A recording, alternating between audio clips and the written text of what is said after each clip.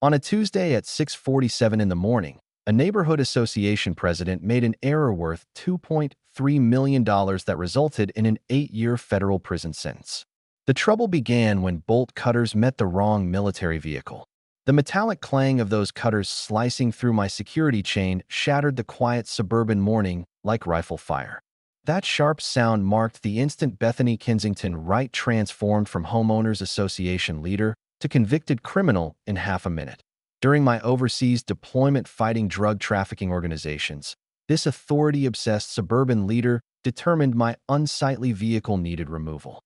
She had no idea that Jeep was Federal Drug Task Force property, packed with $347,000 in classified surveillance gear, and that I'm a federal agent who makes a career of dismantling criminal operations.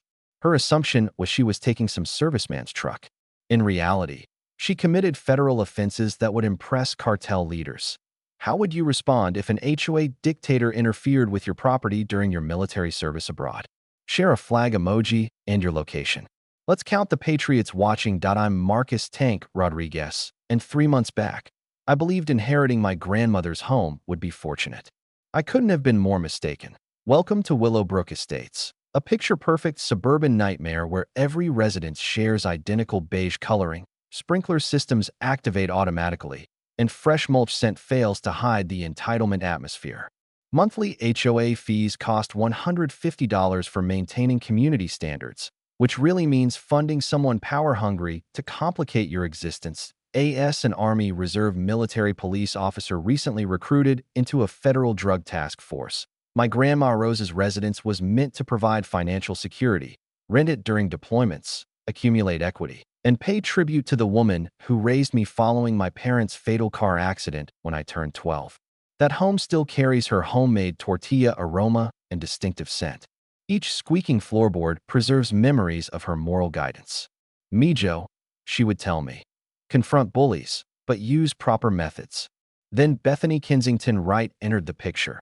Imagine a 52-year-old property agent driving a white Lexus SUV who literally uses a ruler for grass measurements. 7 years leading the HOA transformed her into a suburban autocrat.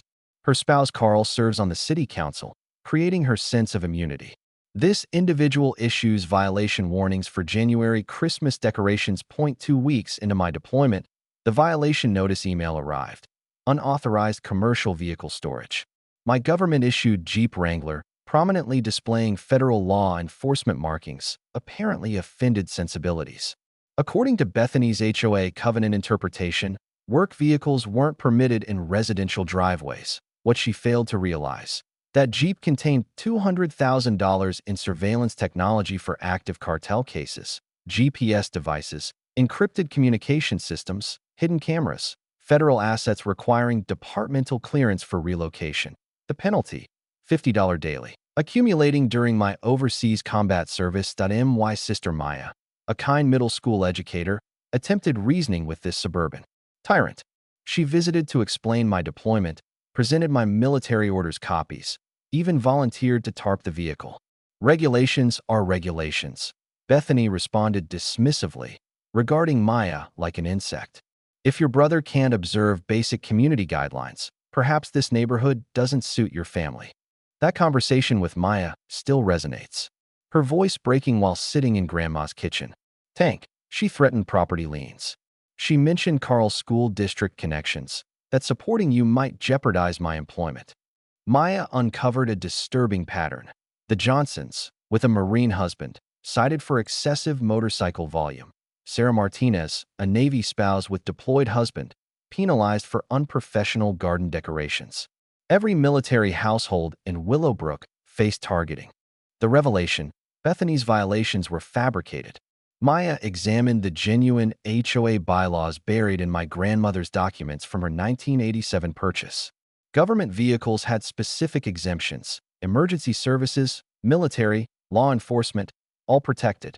Bethany literally invented regulations, anticipating residents would be too intimidated or uninformed to verify. The community existed in fear. Neighbors whispered privately but avoided public statements. Bethany established an environment where challenging her authority meant becoming her next victim. Carl's political influence made resistance appear pointless. That's when I recognized the real situation. This transcended parking or property worth. This was systematic military family harassment by a corrupt HOA board with political backing. The desert sand texture in my teeth during that Maya phone call. Diesel and fierce sweat mixing in 120-degree temperature. My grandmother's voice echoing in memory. Confront bullies properly. While serving overseas protecting American streets from drugs, some suburban aristocrat believed she could steal my family's inheritance through fabricated penalties and intimidation.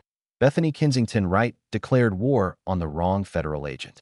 She assumed she faced a defenseless military family. She didn't realize I specialize in destroying criminal organizations, and her small HOA scheme was about to become my next target. Bethany's following action came 48 hours later, pure suburban combat. A certified letter reached Maya's mailbox demanding immediate vehicle removal or emergency towing within 24 hours. Not 48, 24. This woman attempted stealing federal property during my overseas deployment. The letter, copied to Carl's city council office and local police, referenced immediate health hazards and emergency neighborhood deterioration. Complete fabrication wrapped in official letterhead with legal-sounding terminology designed for intimidation. Maya called from Grandma's kitchen, panic evident in her voice mixing with those familiar floorboard creaks. Tank, a tow truck's circling the block. The driver keeps eyeing your Jeep like he's evaluating it. Grandma's vanilla candle scent couldn't mask the fear in Maya's voice. This represented psychological warfare, suburban style. I launched my first counterstrike by contacting JAG, Judge Advocate General, military attorneys who specialize in constitutional violation cases. Staff Sergeant Patricia Williams reviewed my file, her expression shifting from professional interest to righteous anger. Rodriguez, this woman just threatened federal law enforcement property theft. That's not HOA violation territory. That's federal felony. Here's common knowledge gaps. The Service Members Civil Relief Act doesn't just shield military personnel from contract disputes. It specifically prohibits deployed service member property harassment. More importantly, my Jeep isn't merely my vehicle. It's federal law enforcement equipment owned by the United States government. Williams immediately filed formal complaints with Base Command, triggering something beautiful, a federal military liaison review. Suddenly, Bethany's power display was under scrutiny from people with genuine authority, but the real revelation made everything personal. Maya started examining Grandma's old HOA documents, discovering buried evidence in 2019 meeting minutes.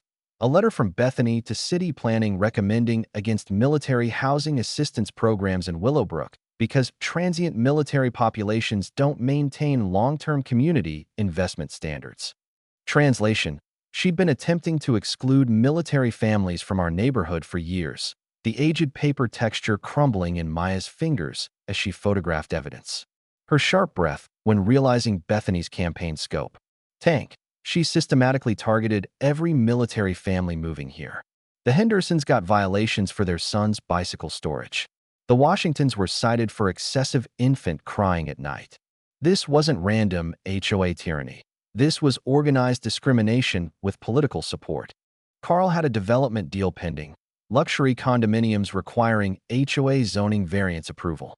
Military families with their unsightly work vehicles and unpredictable deployment schedules damaged the exclusive community marketing strategy that Maya's teacher instincts activated.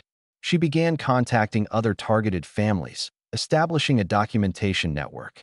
Every fabricated violation, threatening letter, intimidation tactic, she accidentally constructed a federal discrimination case. But Bethany escalated again, crossing a haunting line. Expensive heel clicks on concrete echoed through Maya's phone as Bethany conducted property inspection of Grandma's house, documenting every detail, photographing my Jeep from multiple perspectives, measuring distances with tape.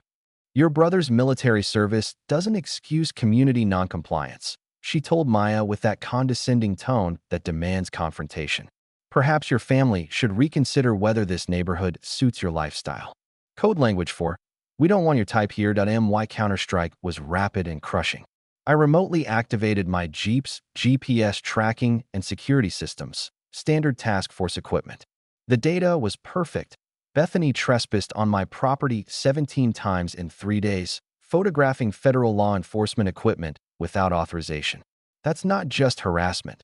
That's potential espionage. When my task force supervisor, Captain Sarah Chun, learned some suburban HOA dictator was surveilling federal drug enforcement equipment and threatening military families, her response was beautifully straightforward. Rodriguez, how quickly do you want this woman's life complicated? The federal government was about to introduce Bethany Kensington right to consequences she never anticipated.